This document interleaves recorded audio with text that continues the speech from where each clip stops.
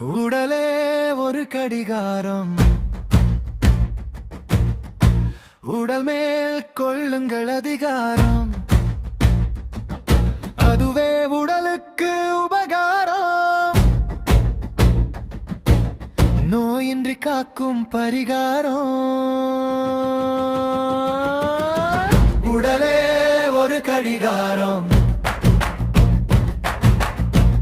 உடல் மேல் கொள்ளுங்கள் அதிகாரம், அதுவே உடலுக்கு உபகாரம், நோயின்றி காக்கும் பரிகாரம். பிற்பகல் 9 முதல் பிற்பகல் 11 வரை என்னதான் செய்ய வேண்டும், என்னதான் செய்ய வேண்டும் என்றுதான் சொல்லிச்சு உடல் கடிகாரம். பிற்பகல் 9 முதல்